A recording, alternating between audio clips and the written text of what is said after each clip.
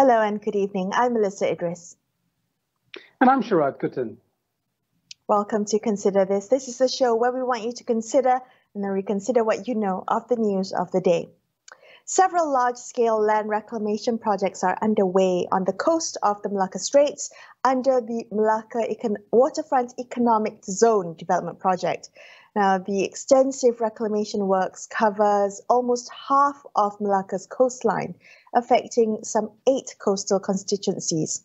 While land reclamation was an issue during the recent Melaka state elections, Barisan Nasional that won that election was the most bullish about the project's necessity. Why have successive governments, in some form or the other, been supportive of this environmentally and culturally destructive form of development? Our first guest on the show tonight is social activist Chan Soo Chong. He's a social activist. He's also a political secretary to the Kota Melaka MP. Soo Chong, there seems to be a lot of large claims that are attached to this project. I think, 10,000 jobs in 5 years were promised. It was also touted to be able to turn Melaka into a hub like Singapore or Penang. I'm just wondering, in your opinion, how realistic are these claims really? I mean, what are they predicated on? To be frank, absolutely unrealistic. Because as you said, the government itself promised 10,000 jobs through this, economic development zone and so forth. And the reason why I say this is because we already have previous history and track record on such projects in Melaka, which has failed to deliver. So if you remember, Melaka was renowned for one of a major project called the Melaka Gateway Project. Much smaller scale in terms of the land reclamation area, about 1,500 acres. And Amways, we're talking about almost 20 times the size, right? 25,000 acres. But then again, the Melaka Gateway, as we know now, has already been abandoned. It has failed to achieve what it has achieved. So it's nothing new in the sense that Amways reclamation project has always been part of Melaka. And it has proven that, this kind of development is definitely not sustainable. Yeah, so Chong, there are a lot of buzzwords attached to, these grand plans for Melaka. And, we have words like smart logistics nucleus to describe some areas of a land reclamation project, digital satellite township, central eco business park, and so on and so forth. You get my drift. There seems to be a particular love for these buzzwords. And the question is, behind that, what is the reality? Why does the state persist in these plans and, in this form of development when, as you say, they have patently failed in the past? Yeah, I think for all state governments, they have inherent pressure to bring development to the states, because that is the basis of economic growth and also livelihood of the people. So if you look at Malaysia, down south, we have the Iskandar Economic Zone. Up north, we have the northern region, and east coast we have as well, right? So Melaka in the past few years has been losing out on this. And I think that's why the state government was very pressured to come up with something new and exciting. So this Amways thing has come about. And you're absolutely right, Sharad, in the sense that they have lumped together all these nice buzzwords, which when you put it together, it doesn't make sense, like you said, it's smart city, it's a marina, it's commercial center and all. But the fundamental issue is this: nobody actually knows for sure what is this Amways about.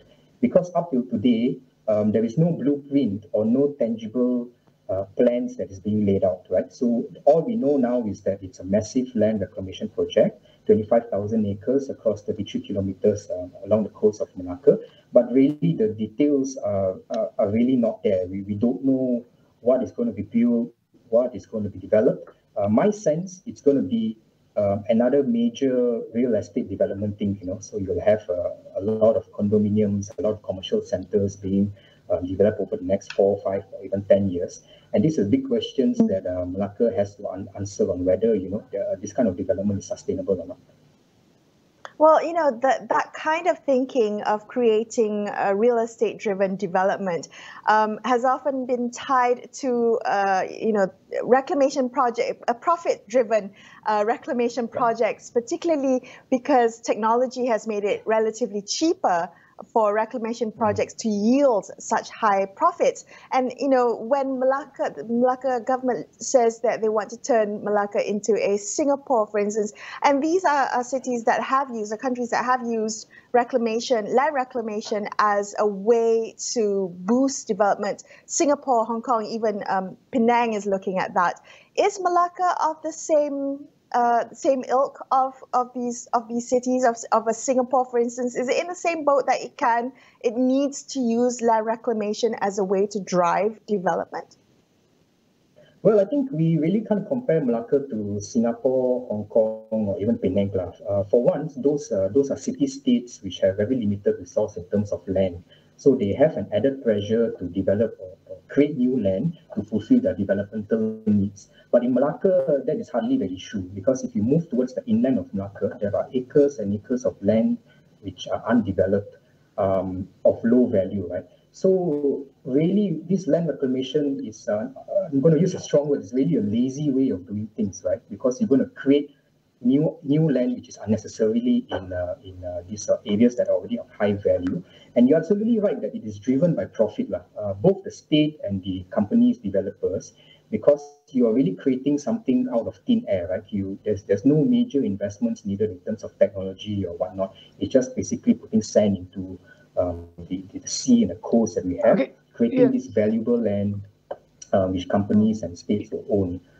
So it's really right. Suchong, really sorry, we're running out of time. Sorry, Suchong, you talk about a lazy way. The Pakatan Harapan government had its own version of this in the 2035 reclamation project. Why was Pakatan so bullish about a form of reclamation? I know in the run-up of this last state elections, perhaps Perikatan Nasional was the only coalition that signaled that it would review this mega project. Why was Pakatan so bullish about this? I think Pakatan's position was to immediately hold a moratorium across all reclamation projects and to review the whole M-Waste thing. Reclamation, to an extent, you cannot avoid it because sometimes you need it for extension of development, right? So, for example, existing ports. If you need to extend the port or increase the infrastructure in that area, then you may need a certain level of reclamation.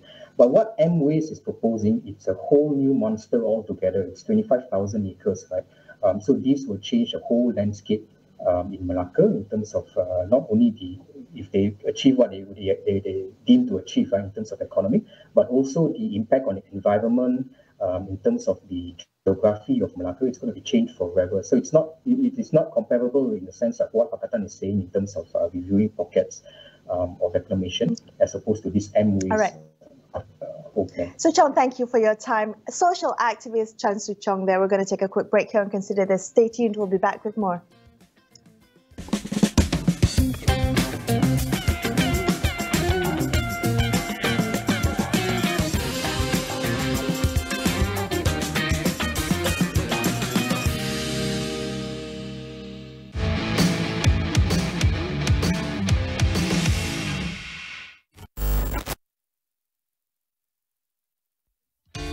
Pemaniaga logistik dibantu oleh sistem pengurusan gudang di mana setiap proses perancangan dan pengedaran dilakukan secara automatik. Pelaksanaan operasi sistem penyimpanan dan pengurusan dibantu oleh sistem automatik gudang yang ada di Pemaniaga logistik yang dikenali sebagai ASRS. Pemaniaga logistik mematuhi piawaian amalan edaran baik bagi menjaga kualiti penyimpanan dan pengedaran.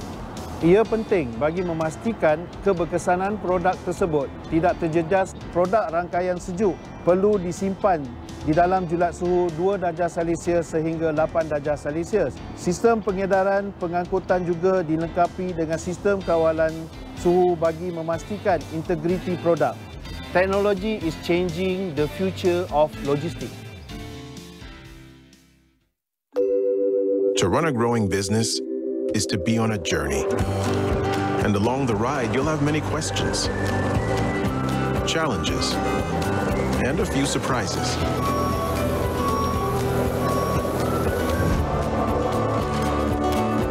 But wherever you are on your journey, your Dell Technologies advisor is here for you with the right tech solutions, so you can stop at nothing for your customers. Mak, okey ke ni? Lepas Mak minum teh, okeylah nanti. Pergilah, nanti lambat pula. Mak, cuba ambil ni. Tapi ini akan berada di dalam badan lama. Saya betul-betul nak Mak sihat. Cuba tengok ni. Panadol Optizorb tidak mengganggu perut dan disingkirkan dari badan anda secara semula jadi. Berkesan pada kesakitan tanpa mengganggu perut. Jaga diri dengan Panadol.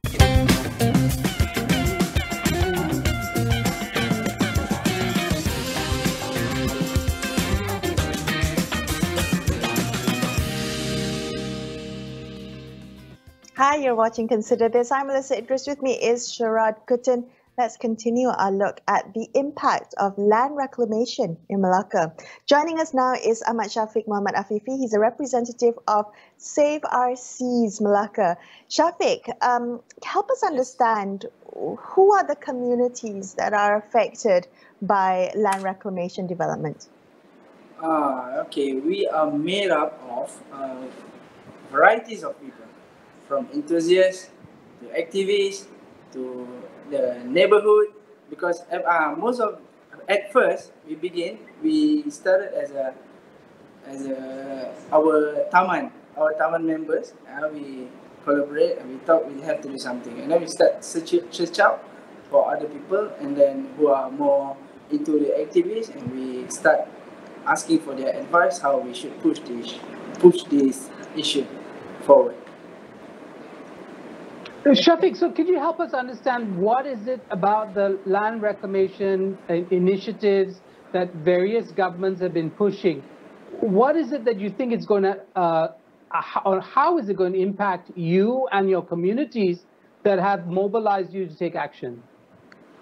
Okay, first, when we in my opinion, as a representative, I'm not an expert in this, but what we are looking in, it's not really into just political, but we are, as an activist, we look at as we want to protect our nature, our environment. So we are more focused on environmental issues. So for us, we are trying to minimize damage. As per we can see what happened before, the damage has been done in the previous reclaimed areas. So we are just trying to minimize all these damages from further happening. Shafiq, has there been any engagement with the state government at all in any level to relay your concerns? We involve with some political wings, but I don't involve. There are other members who are involved with it. So I cannot say much about this because I don't involve with that part. Yeah, but so the question is, have your protests, and to what extent have you protested these reclamation projects? What has been the response of the government to your protests? The response from the government? Hello? Yes. Right. Yes. There are some political people, important people. They come over and they heard us and they look into our issue, but yeah, nothing happened so far. Nothing. Do you think, Shafiq? Do you think they understand the problems and the issues that are at stake? I'm just thinking about the livelihood of fishermen or fisherfolk who, are impacted by the land reclamation project. And then we have comments by Melaka BN Chief Rauf Yusof saying that, fishermen can still fish. They just have to go further out to sea. He said that, the sea is wide, so fishermen can still fish. Do you think that there is an understanding of the problems of the issue at hand? Yeah, first of all, we have to differentiate between listening and understanding. Yeah, we know most people can listen, but not many can understand. So when we reach out, when we talk to them, we pretty much confirm they were listening. But in terms of understanding, it's back to their personal thing, because we cannot. I cannot say whether they understand or not, or they pretend they don't understand. I don't know. But I'm pretty sure they were listening when we pushed them to issues. Yeah, they were listening. Okay, yeah, Shafiq, I understand your cynicism. This is almost a national condition now. I want to ask you, so now that we have a new government in Melaka, and it's the government of the Barisan Nasional that has stood by with these large mega projects, and they're very excited and bullish about them, transforming Melaka into a Singapore, for instance, and so on and so forth. What do you plan to do? As an activist, we are planning to do whatever we can to save the environment, to save our sea. Because, Melaka has a very tiny sea. I mean, Melaka itself is a very small state, and only we have a very small sea. We have very small beaches, and we are trying to protect what is left and what is our natural habitat that is left now. Yeah, so whatever it is, we are trying to protect whatever we have left now. Okay. Shafiq, thank you so much for your time tonight. Appreciate you joining us on the show. Ahmad Shafiq, Muhammad Afifi from Save Our Seas Melaka. We're going to take another quick break, but after this, we'll continue our look at the ecological impact of land reclamation in Melaka. Stay tuned. We'll be right back.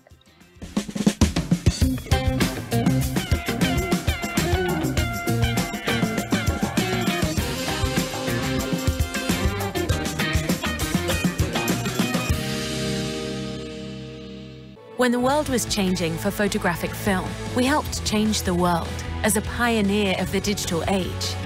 In healthcare, we're expanding what's possible with advanced technology. But why stop there when we can focus our AI and IoT expertise on business innovation, helping tackle some of the toughest challenges in the workplace? When it comes to innovating for a healthier world and a more sustainable society, we'll never stop. Fujifilm, value from innovation. Take 5 ke arah kesejahteraan mental dan fizikal. Kekal berhubung, eratkan rangkaian sosial yang sihat. Aktifkan diri, tingkatkan kecergasan diri. Syukur, hargai nikmat kehidupan. Teroka minat, tonjolkan bakat. Beri, kebahagiaan dikongsi bersama. Amalkan Take 5, Agenda Nasional Malaysia Sihat, sihat sepanjang hayat. Anda dah bosan duduk di rumah? Jom sertai kursus latihan atas talian Cert Academy secara percuma. Manfaatkan ilmu ini demi orang yang tersayang. Imbas kod QR dan daftar sekarang.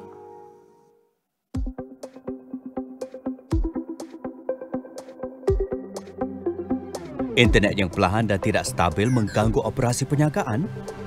Biar kami bantu dengan fiber perniagaan Maxis. Internet pantas dan stabil dengan sandaran 4G tanpa wayar. Pastikan perniagaan anda terus maju dengan rangkaian teras MEF 3.0 yang diperakui dan bantuan pakar. Tukar ke fiber perniagaan Maxis hari ini. Ingin dapatkan yang terkini dari Sarawak dan Sabah? Pastikan kita nangga AWANI Borneo setiap hari jam 7 malam di Astro AWANI.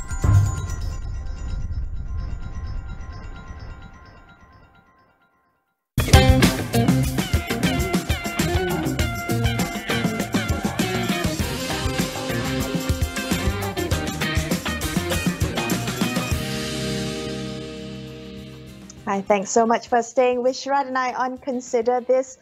Joining us now, we have Professor Ahmad Ismail, President of the Malaysian Nature Society. Professor Ahmad, when we're discussing land reclamation specifically in Melaka, I'm just wondering, what is at stake ecologically? I mean, just how ecologically significant is that area of the Straits of Melaka? Thank you for the question. Very, very interesting question.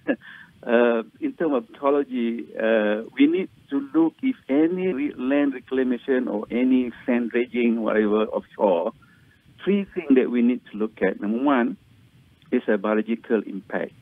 Number two is physical or changes, physical impact. Number three is socio-economic impact. So these three are very important to look at and will happen at what level, it depends on the location and depends on the strategy. So in the biological impact, as we know that benthic organism and another ecosystem, coral, seagrasses, and so they might be affected by the activity of land reclaiming or coastal reclaiming or sand dredging. So this is very important. And the other parts of, in terms of Melaka, the important biological thing that we need to look at is the turtles, that some turtles are coming to the beach, laying the egg during the season. And another one is the migratory shorebird. It's a very unique. We are in East Asia Flyway, that birds crossing our west coast of Peninsular Malaysia, passing through the Sumatra and go down south to Australia. So this is any land reclamation, coastal development, and high-rise building will be cause some effect to the migratory shorebirds. In the social economy, of course, people are talking about the fishermen, local fishermen, and so on, and then the physical impact of siltation, current, the wave, and coastal erosion, and so on. These are three things that we need to look when we do any coastal or offshore dredging, including land reclaiming. Right. Besides, Melaka Strait is very busy. So this is another thing that we need to look at. Okay, Ahmed, I do want to ask you that, about the kind of the politics of this, because often when politicians make the argument to the public about this, they bandy about these numbers. 10,000 jobs, in 5 years is one of the claims that's been made for the land reclamation projects and their economic impact. It sounds grand. It might be completely delusional and unrealistic, but anyway, that's what they put out. The problem seems to be on the other side of the conversation.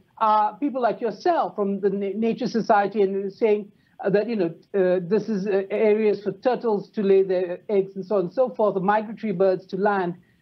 Can you put an equivalent value to that against the kind of grand claims that politicians are making about job creation, for instance?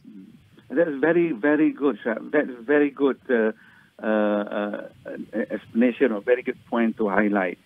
Because depend on how they look into it. If you look for the coastal area, for the local community, maybe the huge development, people don't need it. But if you look at a bigger scope to bring more people there, living there, and then working there, maybe. But in the ecological aspect, biological aspect, we look another opportunity, like for example the ecotourism. And Melaka has very historic place, and then we know that if you truly calculate the incomes of Melaka, if we were well promoted on the ecotourism, I think it may be for the local people, they can benefit a lot. But if you do the high-end development, I don't know how many local people get benefit compared to other people. We have we can take other countries, for example, who did that, and who are they living in the area and working there and so on. So this kind of thing we need to balance up. Politicians can argue on this, but if you truly calculate is on the ecological aspect, on the economic aspect, and so on, make it balanced. And why? What should we do? Quick development or slow development or progress development? So this is the thing that we need to look at the moment. If we look for the local community benefit and ecological benefit. Right. So can I just ask you to elaborate on that? Because we had a guest earlier in the show who said that, land reclamation often can't be avoided in some shape or form when it comes to development. Maybe the scale, maybe the impacts can differ, but sometimes land reclamation is the only choice. Can I ask you, is there a way for land reclamation projects to be environmentally sustainable? Okay, good question. That's why I mentioned if we calculate the development of that particular site, what we want short-term and long-term. People argue sometimes the environment can be recovered by planting trees, enrichment of the ecosystem, understanding better about the living organism and so on. But if we do it just very quick and a huge area, you destroy permanently the area. So we lost the natural resources. We might change the local community, local fishermen, they have values not just catching fish for their own consumption, but there is a values of tourism, for example. If we do the calculation, of course we can say they can go offshore to catch fish, but do we have a data how far we want to go and how many fishes we have in that particular area? If as I mentioned earlier, one of the busiest in the world, the shipping lane, how much they disturb and destroy the biological or ecological system in the state of Melaka. So we need to do a proper calculation to balance up the development and the importance of the ecology. Yeah, but in fact, there was a politician who I believe is going to be the chief, or is the chief minister of Melaka now, the newly elected chief minister, who made the argument saying, well, our fishermen should move from sampans to, to deep sea fishing, he said, and he promised a high-tech jetty. So there's a fetish around these modern solutions. I'm not quite sure how realistic they are, but let's take some of the other, in other administrations, there were concerns about, say, things like the Sea Embankment. Could you help us understand what were the issues around the creation of these embankments? I know they have provided challenges for the local fishermen and so on. Why have these developed around the coastline of Melaka? Well, I cannot answer in detail because number one, we don't have data. I mean, we don't have the monitoring data from many years, right? Of course, we have the technology to solve or to help the local fishermen, but we need to put a lot of money to develop that. We can have cage. We can argue and maybe we can have fish and cage. We can have create the environment which is related will take long time. So all these things need to be considered. So if you want to develop quick, it's not the politician, it's not the local people interest. I think it's more on business interest. So this is what we want to look, the benefit of the people and then the benefit of the local environment. So this is the thing for the ecologists, for the environmentalists, nature lover, they look into this aspect. So if develop sorry, that area, so wait, right. Sorry, we're running out of time. Very quick question for you. Many politicians who justify these projects by saying, well, an environmental impact assessment or social impact assessment will be done, and we will only move if such, an EIA approves it. Is our EIA approval process rigorous enough or has the kind of value system that, say, Malaysian Nature Society will hold up as a gold standard globally? Can we trust that the system protects the public? Yeah, I like that question. EIA doesn't answer all the questions that I highlighted. You imagine if there is a route of the important route for migratory shorebird crossing to the Sumatra, for example, where they are going to stop for feeding, we must have the space for them. And if they develop high-rise building with the glass wall, and it's always you see the birds, thousands of birds flying will hit the building. So this is what the local and international concern. And EAF, the East Asian flyway, Asian Australian flyway is a very important flyway in the world. So if the whole world, nature lover will say something on this.